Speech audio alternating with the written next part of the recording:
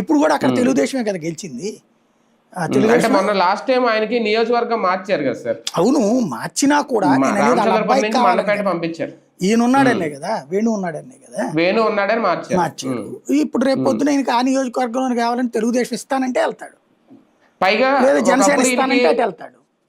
Sir ఇక్కడ రాజకీయం ఏంటంటే ఒకప్పుడు ఈయనకి బద్ధ శత్రువు ఎవరంటే తోట త్రిమూర్తులు. ఇప్పుడు అదే తోట త్రిమూర్తులు మళ్ళీ ఈయన మొన్న పోటీ చేసిన మండపేట నియోజకవర్గం నుంచి ఇప్పుడు రెడీగా ఉన్నారు, మళ్ళీ ఎమ్మెల్సీగా ఉన్నాడు ఆయన కూడా. ఇంకా ఈయనకి ఛాన్స్ లేదనిపిస్తోందా వీళ్ళ కొడుకు కానీ? అంతే కదా, అంటే బేసిక్గా ఒకటే, ఇప్పుడు మనకి ఈ పార్టీలో అవకాశం లేదన్నప్పుడు పక్క పార్టీకి వెళ్తారు, సింపుల్ అంతే.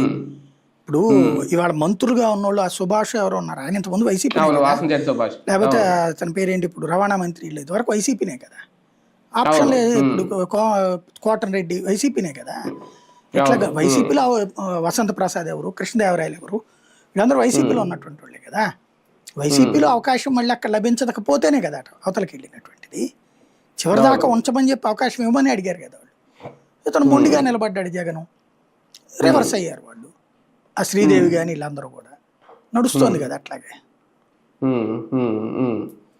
సరే, ఒక కీలక పదవిలో ఉండి ఈయన ఒక పార్టీలో ఉండే కలవకూడదని నా ఉద్దేశం కాదు, కానీ నేను ముఖ్యమంత్రిగా ఉన్న చంద్రబాబు గారిని కలుస్తాను అనడం నిజంగా రాజకీయ ఉద్దేశం లేదంటారా? ఆయన కలుస్తాం తప్పని నేను అదే సందర్భంలో ఆయన లాయల్టీ ఆయన